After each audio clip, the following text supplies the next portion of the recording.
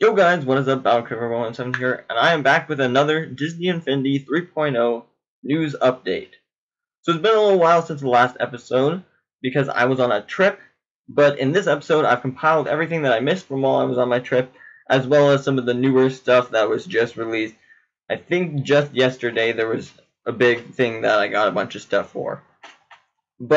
So most of the stuff that is in this video comes from the Game Informer review, DisneyInfinity.com, and a couple of screenshots from GameZone.com.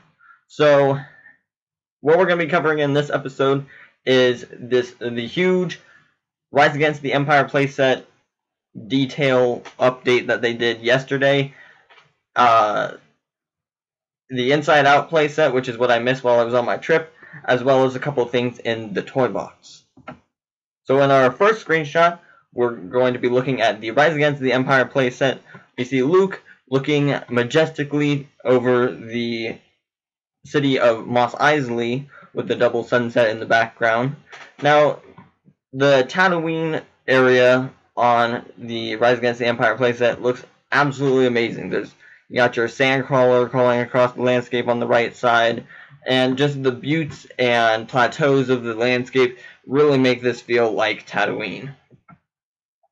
So this is a picture that is actually from the original reveal trailer, and there's a couple of them that I put in here too that I actually missed, and I thought they were worth covering. So if you see some things that you might have already seen before, that's because you probably have, and I'm just reviewing them later on. So this is another picture of Mos Eisley with the double sunset, but having Luke's land speeder speeding across the landscape in the lower left corner. So this is a newer picture from one of the Game Informer videos. This is Luke in the Rise Against the Empire playset sliding across these ropes along the rooftops. So in a previous episode, I predicted that we would be able to do that, but this actually confirms that. So this is a kind of a cool way to navigate the rooftops. It makes it easy to travel in between the different buildings. It also kind of gives you an over bird's eye view of the city of Mos Eisley, and you can kind of see just the different buildings and like a Jawa here and an R2 unit there.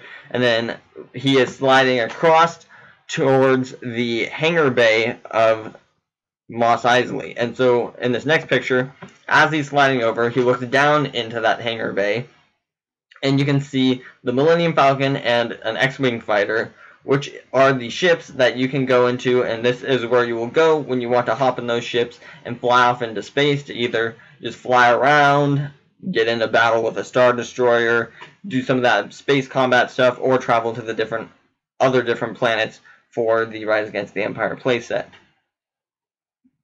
So once he gets all the way across, you can kind of look back to where he's traveled from. So he traveled from this rooftop here with the satellite on top of it, and you also get a different perspective of the city of Mos Eisley from here. Why there's this Disney Infinity little logo thing right here is because he has just picked up the Anakin Skywalker crossover coin for this playset. So that's on top of this building up on that tower, and so that will allow this player to now take Anakin Skywalker and play as him in this playset. So we also get to see this little Mynock looking thing. I think it's a Mynock. It may be a Hawkbat, some sort of flying creature, but judging by its suction cup little mouth, I think it's a Mynock, since they, attach themselves to power conduits and cause mayhem. But also, one of the cool things is that I really enjoy about what they're doing with Disney Infinity 3.0 is, if you look over here, you can actually see this doorway right here is what we're looking at. You can actually walk into this building. Previously, in 1.0 and 2.0, you were mainly just on the streets, and that gives you a feel of the environment, but it's not as interactive. This really allows you to go in and interact with all the buildings. It allows you to actually feel like you're in this city and not just on the streets wandering around. You can actually go into the buildings, like you can go into the cantina. I'm not exactly sure what this building is, but you can actually you can see there that you can actually go into it, and just in general, it's really like interactive, and this is a major step up from 1.0 and 2.0. And I think a lot of the players will be very happy to interact with, and it's a really appealing feature to this game. So this is another picture for the Tatooine area on the Rise Against the Empire playset. But in this picture we see Luke in a combat stance, looking ready to take on these stormtroopers. And just the detail of these stormtrooper armors is incredible. I really like the design of them, and looks like they really made them feel true to that Star Wars sense, and that the way they act and how they pose and stuff really makes it look like soldiers, or just the soldiers of the Empire. So like this one is crouching, getting ready to fire. This one looks like he's like contacting HQ through his helmet comlink and maybe calling in backup. And this guy is kind of just up here, and he's like directing the forces up on this natural archway, which is really cool. And that's a step up from just like wandering frost giants or different stuff from 2.0. These stormtroopers actually have like seem like they're more intelligent and actually kind of play their part as actual soldiers. But besides the stormtroopers in this picture, we also get to see a bantha, which presumably Luke rode into this area, or it's just wandering around in the Judland Wastes area. And because we know that bantha is rideable, since we have seen different pictures and screenshots of Luke riding it, as well as some actual gameplay of people jumping around on the rooftops with a bantha. So, also in the background, a major feature that this picture really details is this T-16 Skyhopper, which is the vehicle that Luke drove around in his childhood, bullseyeing womp rats from, and flying through Beggar's Canyon. So that's the like an iconic vehicle from Star Wars that is actually playable, and you will be able to get this vehicle from K3PO's marketplace. So he's going to have this little store that's in the world, and you'll be able to visit him and purchase buildings to place down, kind of like you did in 1.0, and that kind of went away in 2.0, but they're bringing it back, which is super awesome because that's a feature I really enjoyed.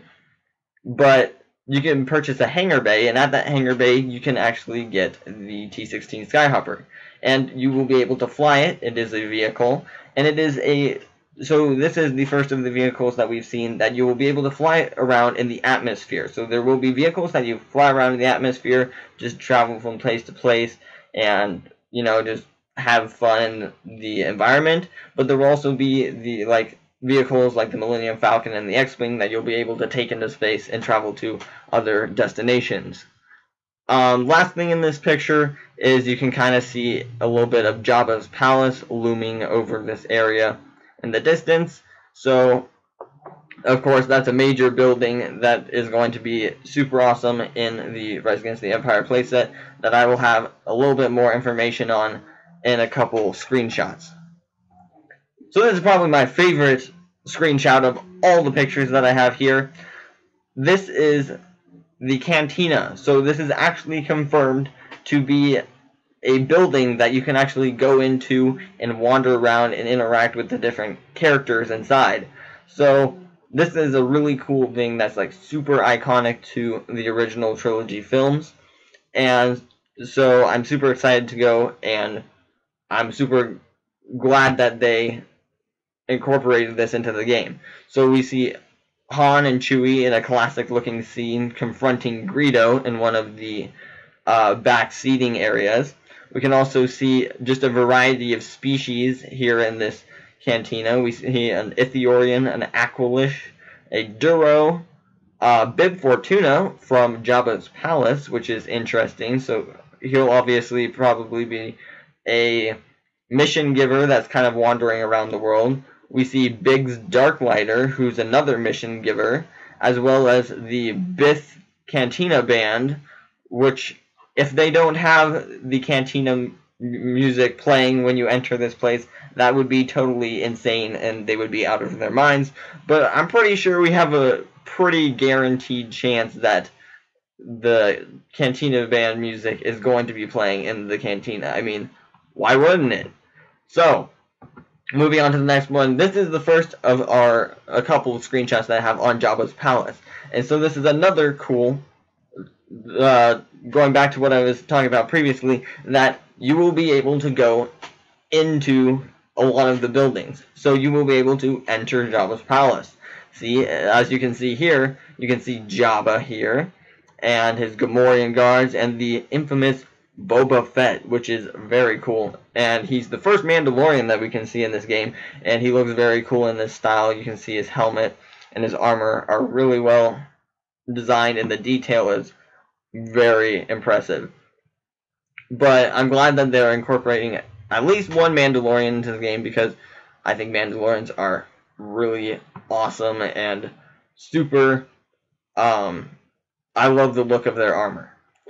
But here we can see our heroes looking kind of worried, because maybe they're going to get sent down to face off against that Rancor down in Jabba's pit. Unless you're Chewbacca, then you just look angry. But also in the background, we can see a diversity of different species, which really plays back to just the overall diversity of species in the Star Wars galaxy, which I'm super glad they actually incorporated more than one species that are just wandering around in the world. We can see a Duro, a Quarren, a Twi'lek, and an Ithorian, so that's kind of cool. And we can see Jabba looking very sluggish and drooling all over the place. Very typical for a Hutt. So this is a concept art that came out a while ago for Jabba's palace, the entry room area. So I don't know if this is what was actually used, but it looks really cool. This may be Tatooine for the Twilight of the Republic, because Twilight of the Republic also has Tatooine as a playable planet. So it's in both of the Star Wars playsets so far. So, and this may be the one from Twilight of the Republic, but judging by the previous picture, this isn't really what the interior of Jabba's palace is going to look like. But we can kind of see Jabba and a pretty spacious, entertaining area that he has, and where his goons and thugs kind of chill. And this is probably where you'll find a bunch of bounty hunters, which would be pretty cool. And I hope that they incorporate that you can get missions from Jabba. I'm guessing he's going to be a mission giver, but maybe if you make him angry and you don't do something that he wants, he'll send some bounty hunters after you. That would be really cool. So here's a picture that also suggests that previous one is not what they actually used, at least for the Rise Against the Empire playset. This is an actual in-game picture of Jabba the Hutt looking very sluggish again, where you can see a pillow and some fruit right here and some antique stuff. But that's not what we're focusing on. You can actually see out into the world, so that means we can just walk straight into his little palace and then talk to him. You can see Ula, his slave dancer, right here, and also the grate on the floor down to the Rancor pit. Now, I really hope that is one of the interactable things in Jabba's palace, that if you stand on there, that he has a chance to send you down and you have to face against the Rancor and try and escape. That would be absolutely amazing and super awesome, because that is a very classic moment from Return of the Jedi that I really think that they have the capabilities of incorporating into this playset. So now we get to see it a little bit. We're moving on and transitioning into the space combat, just a little bit more screenshots of some space combat stuff. But this is the Millennium Falcon taking off from what looks like Hoth. Not exactly sure, but it looks very beautiful indeed. Here we see the Millennium Falcon and some X-Wings flying away from the bottom of what looks like maybe a Star Destroyer. But the main thing I want to focus on here is this guy right here, this TIE Interceptor. Now, in a previous episode, I speculated because I could kind of see some ships in the distance, and I couldn't tell if they were TIE Interceptors, but I was predicting that they were. But this confirms that TIE Interceptors are in the game, which is really cool because it offers a variety of enemies that are attacking you. You're not just getting attacked by normal TIE fighters all the time. There's actually some TIE Interceptors, and most likely TIE Advance, since that is Darth Vader's X-Wing, and most likely in the trench run level, he'll show up eventually to try and shoot you down. But I hope they also incorporate different levels of difficulty, like normal TIE fighters are less difficult than TIE Interceptors, because maybe the TIE Interceptor pilots are more skilled or something. I don't know, but it's something that I hope that they incorporate. And we kind of see some X-Wings providing cover and being the wingmen for the Millennium Falcon, which is cool as well. Just another picture of the trench run with some X-Wings evading some TIE fighters, and another picture of that TIE Interceptor right here, which just another picture that I found, and I just wanted to show it because it looked pretty cool. So this is on the Death Star. We get to see some stormtroopers coming up out of the floor in what looks like one of the hangar bays, because we can kind of see where the ships fly through here and the stars in the background. But the stormtroopers look really cool. These are the normal stormtroopers, because the other ones were sand troopers because they were on Tatooine. But these ones, they're pure white armor, and they look really cool and detailed, and they look very menacing, coming up ready for action on that lift. So that means, we're gonna have a couple of levels hopefully following that storyline on the original Death Star, but it is a confirmed area that we're gonna be able to play in. Now we get to see the first time we've ever seen a little bit of a look at Imperial officers.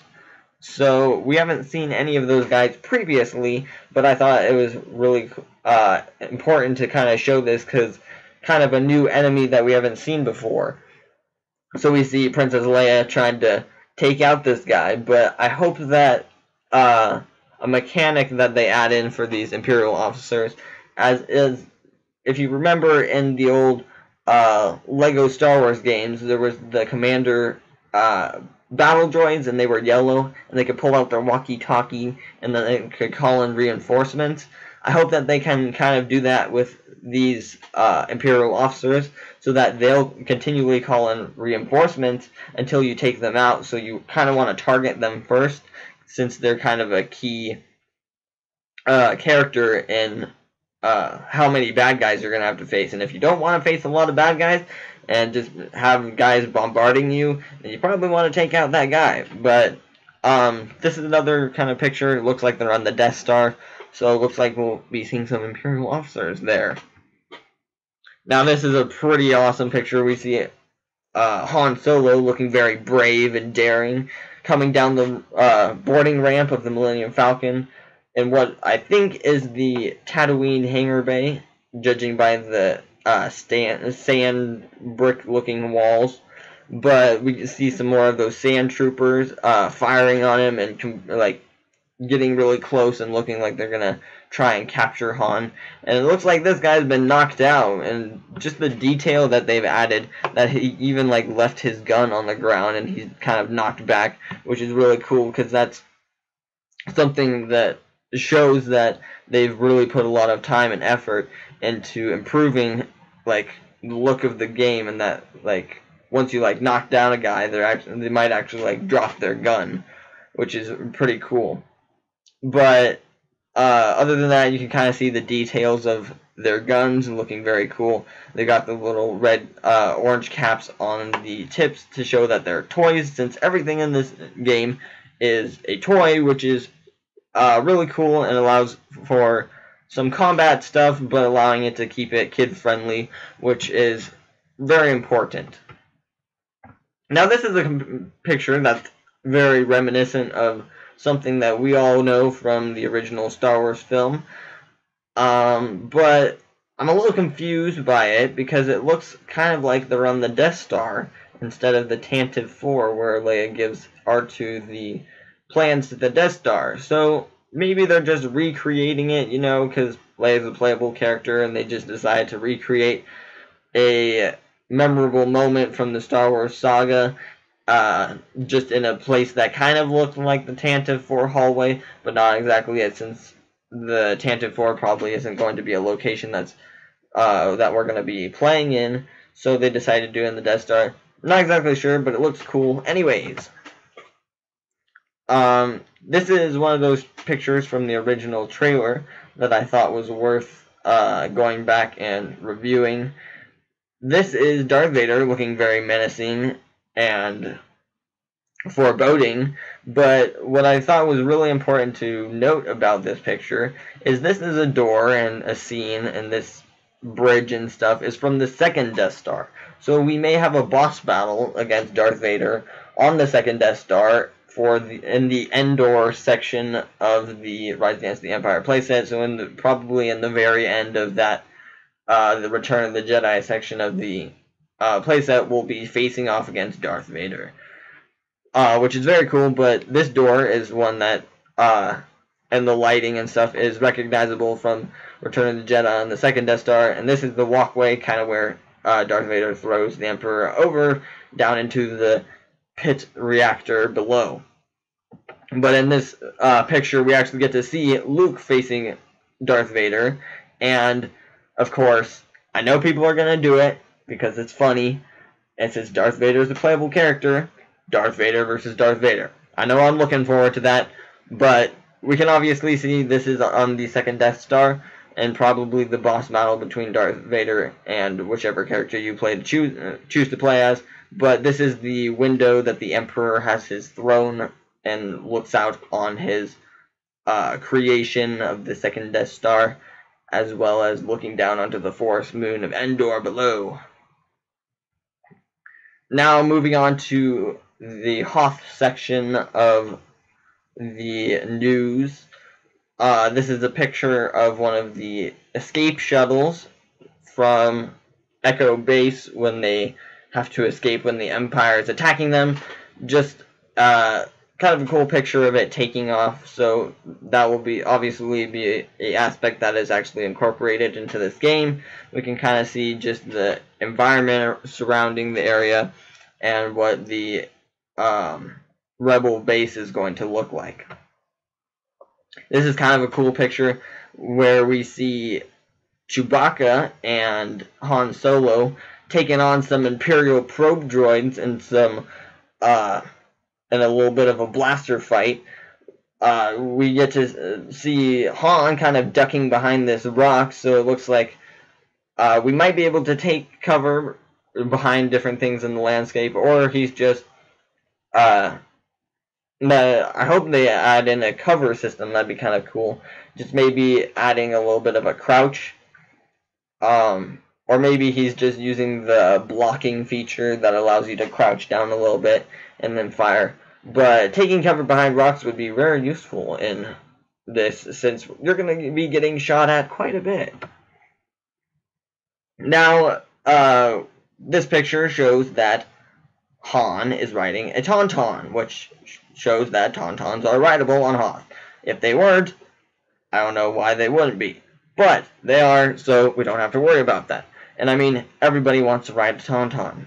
They're just cool, and they run fun, and they're kind of the main ground vehicle on Hoth. So, we get to see Han riding that Tauntaun, what the Tauntauns kind of look like from the side. Some snow speeders flying overhead, kind of what Echo Base is going to look like with some of these turbo laser cannons. And the crate styles here, and the ice formations, and the land, and this cliff. But one of the other things that I noticed in this, that goes back to another thing I've mentioned several times, is this setting sun. You never really see a setting sun on Hoth in the movies. So this leads me to believe there's a day-night cycle on every planet. which would be absolutely awesome. Because seeing Hoth at night for the first time ever, that would be something spectacular that no other game has really done. And so Disney Infinity 3.0 would kind of break the ice on that and be the first to do that, which would be really cool. Because, I mean, a snowy planet at night, I think that's pretty cool. Now we see Luke posing while underneath a AT-AT walker with two more in the background, as well as some snow speeders flying by, and we also get to see another look at those snow troopers looking pretty scary and mean looking with their covered up faces, and just being able to see only their eye goggles makes them look pretty scary. I mean, they look pretty menacing, and this guy looks kind of like he's about to turn and take Luke out. So, Luke, watch behind you. You're also going to get stepped on. Anyways, this is a crazy picture that confirms something that everybody wants. Ewoks and Ewoks attacking stormtroopers. I mean, these guys are just like wailing on these guys. This guy's going all like ballistic on this guy and like crashing into him. This guy's taking out this guy and pushing him off the edge. But also, on a side note, this is a scout trooper, judging by his little backpack right here. So that confirms that as a enemy in this playset. And Leia's looking like she's pretty happy about these guys getting taken down and maybe commanding them. So maybe that'll be a feature that they'll add, is you can have Ewoks on your side, maybe as a companion, and they'll be able to help you in battle and taking out these stormtroopers. And so everybody wants Ewoks, and so they've been confirmed. And I mean, they're Ewoks. Everybody likes Ewoks.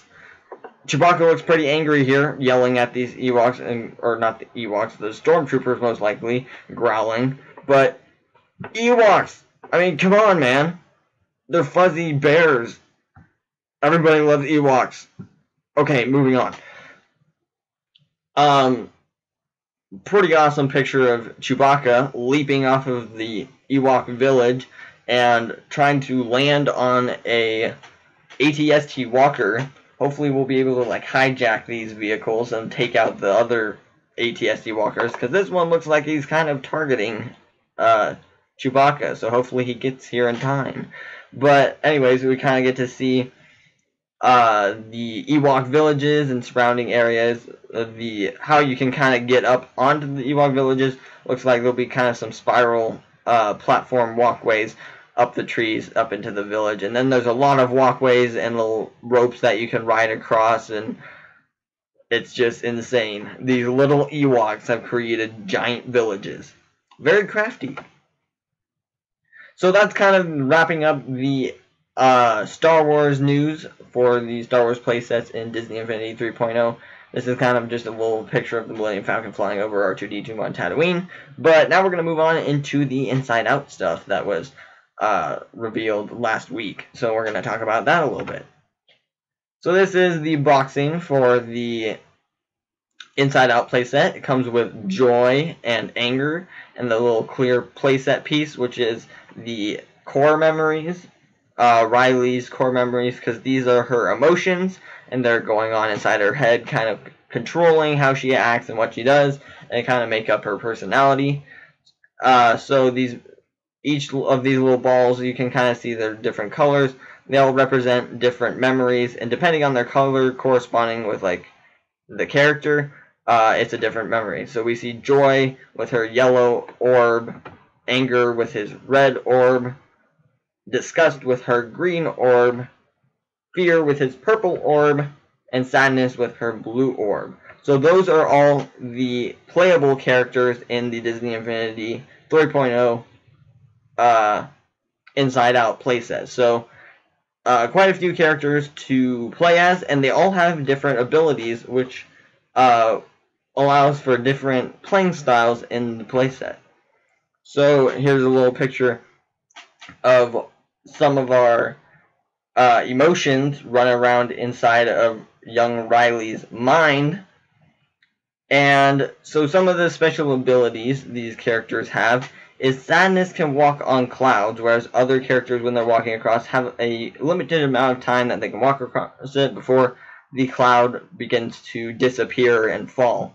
And Anger's special ability is he can run across lava without being injured, whereas the other characters kind of get burned up. So, as for the storyline of this playset, it is a sequel to the upcoming movie that is coming out very soon.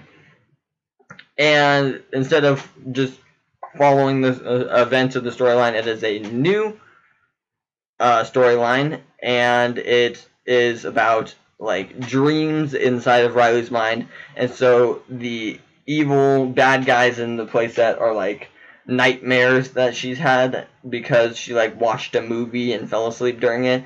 And so it's like a combination of her normal like dream state stuff as well as combined with some of the like spookier stuff. So this is the control panel HQ inside of Riley's mind, and this is where the emotions control Riley and what she does. And here are her memories, and then this circle behind Joy is where her core memories are stored. So this is one of those nightmarish creatures that we have. We have this like twist, wind up bull that is chasing after Fear, and he looks pretty scared. And then Anger looks like he's coming to the rescue and is going to take out this guy. But I don't think there's actually combat in this playset, which is a very different twist and very opposite than the Star Wars playsets, which are heavily focused on combat. But the Inside Out playset is very focused on platforming, so jumping around and solving puzzles. And as you can see, these balloons are collectibles throughout the levels that give you sparks. But I've heard that the ways that you defeat enemies are like these bowls are the only way that you can take them out is by having them charge at you and run off the edge. So that kind of twists things up and makes it a little bit different than the rest of the playsets.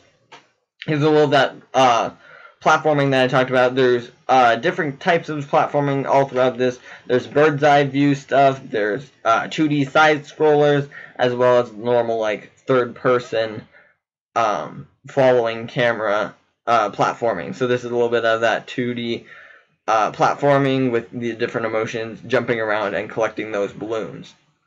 Another picture of disgust and joy.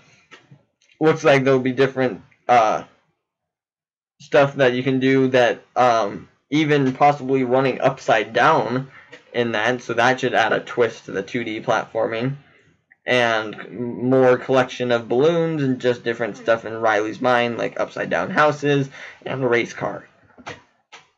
Now we see Fear jumping up and down in a very 2D side-scroller thing, so this is in-game footage of that 2D side-scrolling aspect of the game. You can kind of see some more stuff in Riley's mind, like a Ferris wheel and possibly Big Ben, a sun. And here's that lava.